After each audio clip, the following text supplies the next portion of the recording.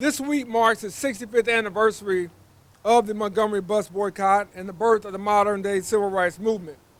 Each year, as a city and as a community, we commemorate this occasion in various ways to make sure that people learn about the history, learn about those who contributed to it, and people learn about why it's so important that we never lose sight of what this was truly all about. And this year, along with Montgomery County and Montgomery Improvement Association and Alabama State University and other partners, we're observing a different type of commemoration than we would otherwise. We've had to do a number of things virtually because of COVID restrictions, but nonetheless, we've been able to bring together various entities in this community to bring the full attention to what is the 65th anniversary of this movement. And so we're excited about bringing forth many leaders who were there then, who participated, and really bringing forth a new generation of leaders who are here now that are bringing about change, not just here in Montgomery, but throughout this state and this nation. And so as we continue to try to bring about positive change and social justice throughout this country, we look to this moment and we look to the men and women and children who led this movement as examples, as inspiration for us to continue to lead. At that time, there was not probably an idea that there could be a black mayor of the city of Montgomery, Alabama, much less a chairman of the Montgomery County Commission. But they marched and they were committed to justice and they were committed to the equality that they sought and that was owed to them. And so we're here today to kick off this event and really to announce what we have coming up over the next week to commemorate this occasion. And I just want to thank you all for being here. And I look forward to, over the next few days, sharing with the residents of Montgomery, the residents of Alabama, and the residents of this nation and citizens of the world what this truly means and how we can learn from it, even in today's atmosphere, to move forward to create a better nation and a better community for each of us. I like to tell people back in 1955, that was their Montgomery, but today is our Montgomery. 55, like the mayor said, who would have thought we would have had an African-American mayor, an African-American chairman of Montgomery County Commission? We couldn't even vote then in 55. We couldn't vote until 65. So what an awesome time. Montgomery, Alabama. This is our legacy, where it started. So TV station, please take a note of this is where it started. It did not start in Selma, Alabama. It did not start in Birmingham, Alabama. It started right here on Oak Street in Montgomery, Alabama. This is us. We have to take charge of what we've done, of what our ancestors did. MIA, Montgomery Improvement Association, it wasn't a political organization. Didn't have anything to do with politics. Everybody had a voice. So this is what we want to do now. We want to make sure that we start this back again. Everybody, every citizen have a voice. We fought crime, we fought poverty, we did everything with the MIA back in that time. So now is the time again. We got to go back to where we started, and that was the church. We had the church. We didn't have politicians. We had the preachers, we had the choirs, and we had the members in the church. So this is where it started. This is where it ought to start again, because this is what we need today. We can fight the virus, we can fight all the inequality, everything that's before us now, we could do it right here in the church. So on behalf of the Montgomery County Commission, we invite you also with the city of Montgomery, the MIA, the state of Alabama, and this whole nation to understand that it started right here in Montgomery, Alabama at this particular historic church. Reverend McClung, we want to thank you for restoring this church and inviting us here today. Thank you. I'm Ashley Jernigan. I'm with JDB Hospitality, and we are excited about a week-long full of events that we have planned. So first, as you see right here, what you see here is a sticker that is going to go right here among many other locations into the cement, and we're doing something that we're calling a scavenger hunt. It'll be the MGM Bus Boycott Challenge, and what we ask you to do is go to the website www.mgmbusboycott.com, visit all the sites and learn about every people, places, and areas that made a big difference and really helped with the Montgomery bus boycott. And so we want you all to find these all over the city, take pictures of it, and just really be a tourist in your own town. As for the week-long celebration, so starting on Tuesday, we have the Rosa Parks Museum is offering free admission Tuesday through Saturday. At 1 o'clock, there will be the 1955 replica of the transit bus provided by the Montgomery Area Transit System. They will have tours from 1 to 5 tomorrow. Tomorrow evening at 5:30, St. Paul AME is hosting a Unity Walk that will start at the Dexter Avenue Church and walk down to the Rosa Parks Museum. They are excited about that, and anyone is welcome to come, of course, with social distancing. You're welcome to attend, followed by a closing ceremony at 7 o'clock at St. Paul. On Wednesday, we will have couple of options. There'll be the ability to go into the Rosa Parks Museum. The Legacy Museum, if you are familiar, will also be offering free admission. They have a Montgomery bus boycott exhibit that's now available, so you have the opportunity to go to that. On Thursday, we have multiple virtual experiences. So you'll have an opportunity to go with History Now with the archives. We'll be having a presentation on looking at the history, what we've talked about. I'll have a bunch of different people that'll be able to get up and talk about different historical pieces and archival points of the boycott. Following by then, we'll have Saturday, which I really want everyone to attend. Saturday is going to be an amazing day. On Saturday morning, we have Barbecue and Brushes at the King's Canvas. That is going to be a block party of sorts, but what it is, it's going to highlight and help with it'll be to highlight and help with the revitalization of empty spaces in that community. And so we want you to come there and experience, and he'll also be giving tours of his expansion as well. Followed by, I'm looking at Michelle right now, followed by Put Yourself in Your Shoes. This is going to be a live art experience and a conversation with Butler Browder, son of Aurelia Browder. That is going to be at the I Am More Than campus. And then that evening, the mayor, I'm amazed and I'm so excited to do, we are going to present a drive-in movie of a documentary that we have been working on for the last couple months. It's going to be called 382. Organizing for the Future. And so that will be premiered on Saturday at Patterson Field. At 5 o'clock, you're welcome to come in. We'll be able to allow people to come in. There'll be vendors. There will be food trucks. And then at 6:30, the premiere will start. We are also excited to air the winners of the library's video contest. So the trailers of sorts will be the winner of the video contest. They had multiple submissions, and they are excited, and so it'll be great. Sunday, you also have the opportunity to go to the Legacy Museum, as well as, of course, the scavenger hunt. And then Monday, Alabama State, which will be up shortly, they are having a presentation at 7 o'clock in memorializing the boycott as well. So I hope that you all are able to attend. I hope that everybody will have a great time. Remember, it's www.mgmbusboycott.com. You can also go to the Facebook page at Montgomery Bus Boycott Celebration. Thank you. At this time, we'd like to ask some of our partners to come up and give some remarks about this event and why it's important for them. We have Mr. Lloyd Howard from the Montgomery Improvement Association.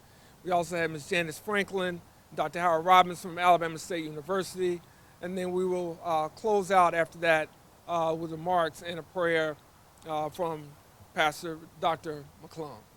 So, Mr. Howard, if you will please come up at this time.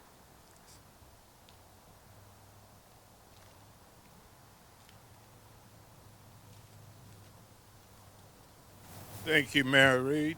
It has been probably the most exciting time in my life, because to see a young man that has made Montgomery real proud, Mary Reed, who has changed the face of Montgomery. I'm probably one of the few people who was at this meeting on December 5th, 1955, because it's just a few of us left. But coming to this meeting was one of the most exciting things could happen to me in my life, because Dr. King had not been a leader. Nobody knew who he was. He was only 26 years old. The driving force behind the movement at that time was E.D. Nixon. He was always talking about what we are going to do. So on the 4th, he came to the business area that my parents was running 2 businesses in downtown Montgomery and says, there's going to be a Montgomery bus boycott. And the people, the business folks there was asking him, Nixon, what are you talking about? Nobody knew anything about a bus boycott. How is that going to work? So he said, well, we're still working on the plans, but the meeting is going to be on the 5th of December at this church, Holt Street Church. And when I got here that night, the streets was full, the church was full, everybody. And the minister of the church, Reverend Wilson, was introducing Dr. Martin Luther King. Now, to look at Dr. King, he looked like a young kid, 26 years old, very charismatic guy, but nobody knew anything about him. But about 2 minutes into his speech, you knew he was the right person for the job, because he was telling black folk, you deserve the same rights as everybody else. There shouldn't be a seat on the bus that's reserved for whites and reserved for blacks. And you shouldn't have to move around on the bus when you pay for your fare like everybody else. But his sermon that night, or his speech that night, was trying to convince not white folk, but he was trying to convince black folk, that Jim Crow shouldn't be a part of your life. You should have the same respect that everybody else. On that bus, there was more than 25, 30 people. One white person got on the bus, and you got to move out of your seat. He's got 6 seats to sit in, but you got to move. And for the rest of the time that you're on that bus, you got to stand over an empty seat that you paid for. And that's what made black folks so angry. You pay for a seat that make you get up and move back, and nobody sit in that seat. I know the world think that he gave it up and some white man sit in the seat. But what's so egregious, nobody's sitting in the seat. You got to stand over an empty seat that you paid for, and the duration of the time. And that's why it was so difficult for black folk to keep handling that, because you know, you pay, when you pay for a seat and sitting down in the colored area, we had accepted Jim Crow. We had accepted all of the things that were there. But for you to stand over your empty seat, you had to be angry. I don't care what time in your life it was. So when I got to this meeting that night, and there was so many people here, we knew then that black folk had decided to make a stand. And believe me, Dr. King's speech looked like he had written it 10 days ago or 10 weeks ago, but he didn't know he was going to be president for about 2 or 3 hours right down there in Mount Zion Church. He had not been selected as the president until then, and then he came here to give his speech. I said, that's special. Thank you all. I hope you all enjoy the rest of the activities. If there's anything that I missed, you can call me at any time. They know where I am. Thank you.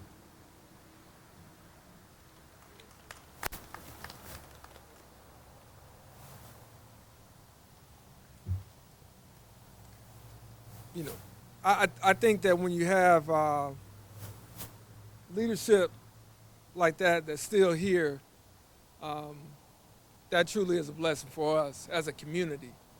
And as many times as I've talked to Mr. Howard throughout my entire life, knowing the family, Mr. Howard, I don't know if I knew that you told me you were here that night. And I'm sure you were.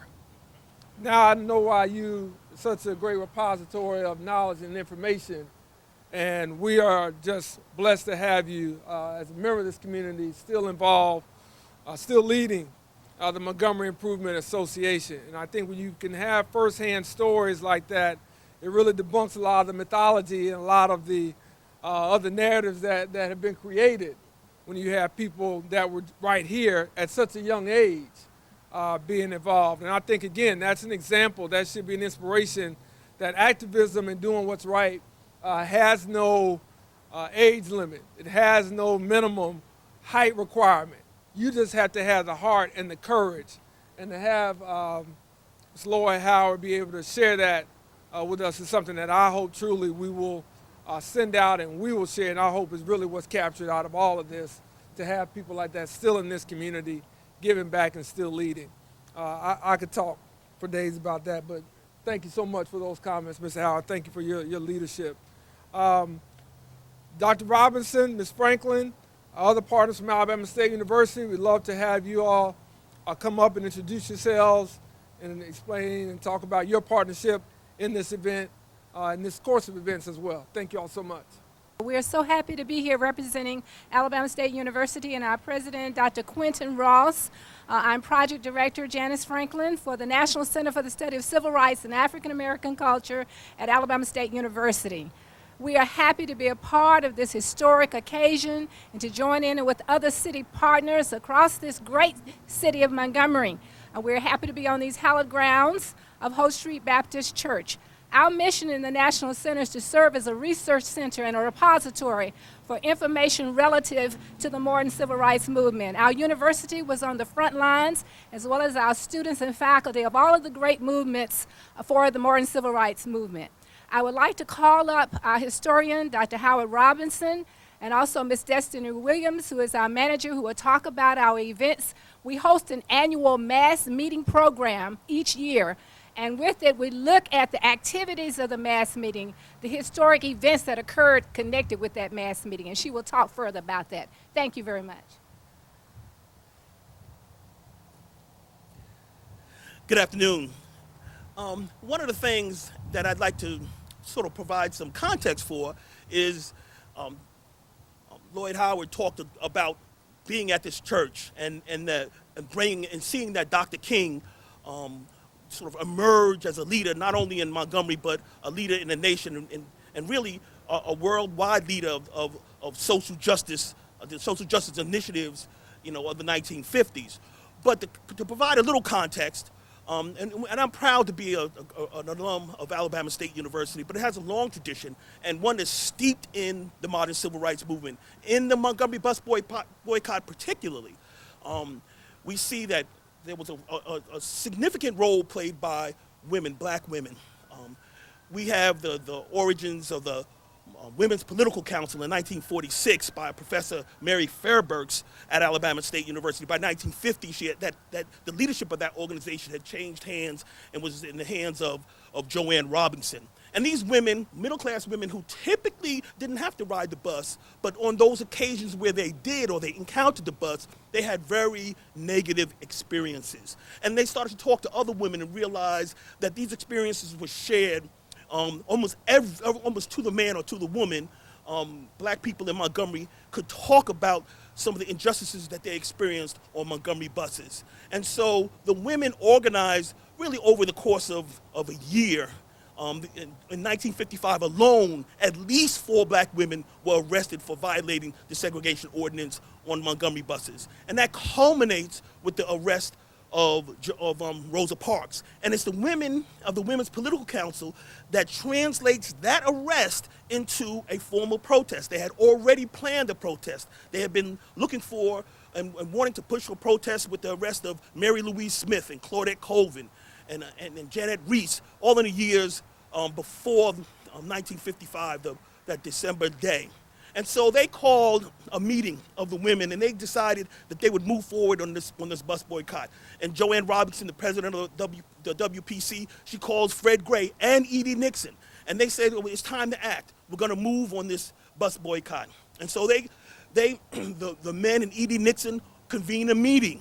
And they agreed that there's going to be a bus boycott. And on the campus of Alabama State, Joanne Robinson and her students ran off upwards of 50,000 leaflets. And the next day, the Women's Political Council members, students, passed those leaflets out around town. The men met that afternoon, and they agreed that they would support and endorse a bus boycott. So there's a rich story of Alabama State being at the foreground of the Montgomery bus boycott, and the people associated with that, with Alabama State, with the Women's Political Council, and then consequently with the Montgomery Improvement Association and the Southern Christian Leadership Conference, really places Alabama State at the heart of the modern civil rights movement. And so we're delighted to have a program that we've been celebrating for more than the last decade, honoring the first mass meeting of the bus boycott, and we'll do the same this year. Again, we're going to be looking at the Women's Political Council this year,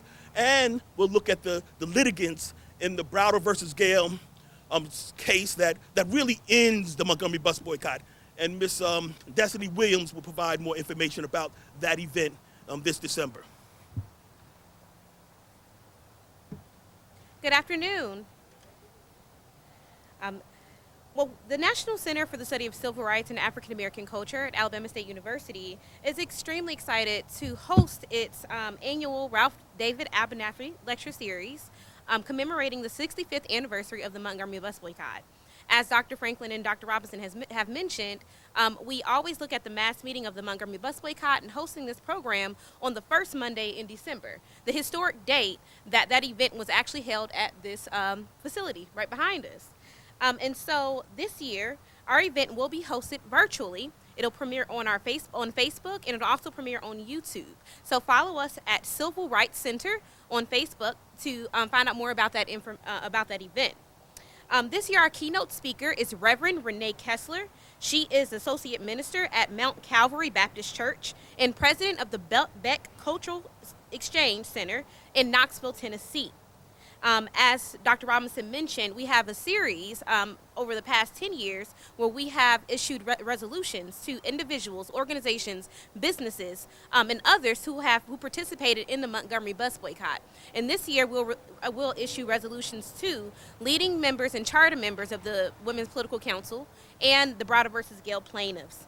And so we are excited for this event. We hope that you'll follow us at Civil Rights Center on Facebook and join us for our event on Monday, December the 7th at 6 o'clock p.m. Thank you.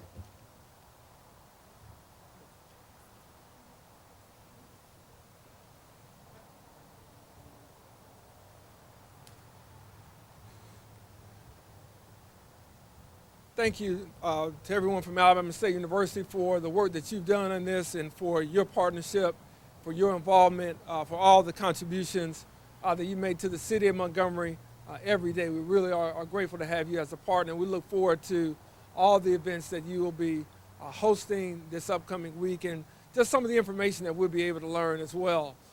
Again, before I close and turn it over to Dr. McClung to ask him to close us out, we want to reiterate this series of events over the next few days is for all the residents of Montgomery, all the residents of Alabama, and even those beyond our state borders to participate. Again, we know that the COVID-19 pandemic has restricted us in ways from doing this like we normally would. So we ask that if you cannot join us in person, that you take part in some of the virtual events. There will be things that you can do virtually, and we tried to do everything we could to adapt to where we are right now to make sure everyone stays safe. But we wanted to make sure that we brought this event and we did not let this anniversary go by, because if people can march and walk for 382 days, surely we as a community could recognize them throughout this pandemic in a way that was commensurate with their effort, with their dedication. And so we want to just reemphasize and invite everyone to participate. Does not matter whether you're from Montgomery, does not matter whether you're old enough to remember this or you're just old enough now to learn about it. We want everyone to participate and learn from people like Mr. Howard and others who are here, as well as the historical facts that we will be sharing over the course of the next few days. So we look forward to having everyone participate and be involved, and we thank you so much for all the support from all the residents of Montgomery. With that, Dr. McClung, I'll ask if you will please come and give some remarks on behalf of Holt Street, as well as if you will close us out with a word of prayer. Thank you, Mayor Reed. I appreciate your coming and doing this beginning for this week here at this church. Let me just say this. Holt Street was born at this site in 1913. It was originally created in 1909. It is a child of Bethel Baptist Church right down the street. And they worshiped in a building that was a I guess, used for community purposes at that time. And in August of 13,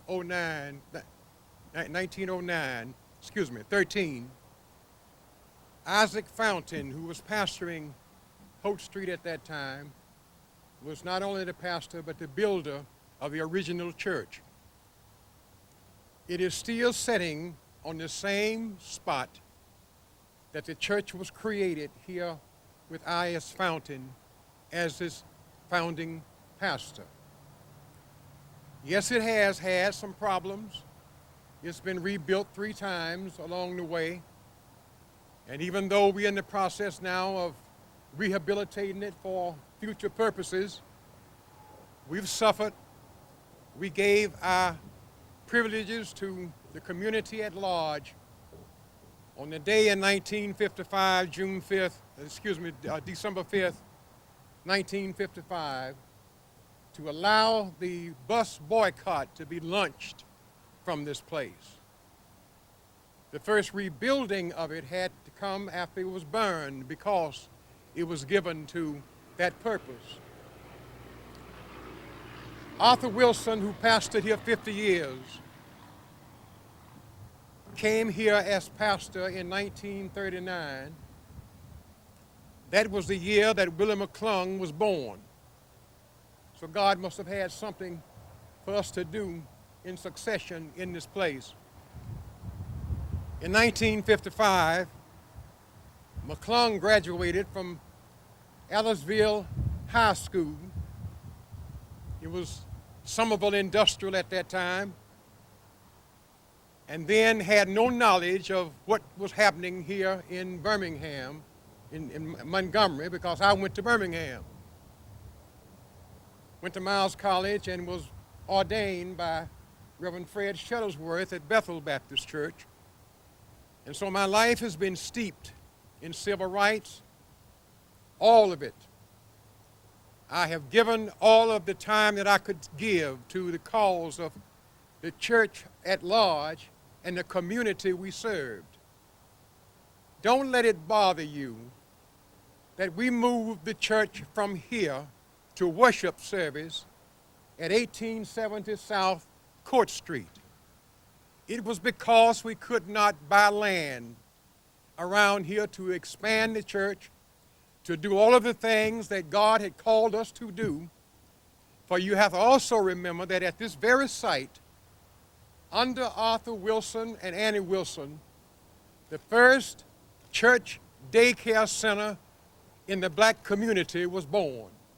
And so we not only have the history of the first daycare center in this church, but this church became the epic center for the civil rights movement, the bus boycott. We are the birthplace of the modern civil rights movement. Don't write us out. And so what we decided to do, we knew we needed to leave this for history and make it a part of history. And we couldn't do that and build the church and grow the church to the point that we needed for Christ's purposes. And so we decided when we built the church on Court Street, we would come back and rebuild this church. We are in the process right now. We've almost gotten at least 3/4 of the way of opening these doors on a permanent basis. And of course, there are blessings even in worst of times. Even though the pandemic has hurt us tremendously in our health, in our work, in our schools, in our churches, we can only see a few people on Sunday. The money is funny. But we decided we're going to do this, and we built that one so that we would have it finished. It's ready for use all of the time, both the school and the church. And I can assure you that as soon as we are allowed to get back in this world the way everybody was used to doing it, we will be able to open the doors to this church again, and it would be permanent. It would be for history. If you have a chance, come by when you can. send a donation every now and then. We can use it, but we do appreciate being able to allow you to come at this point and just share this moment in time.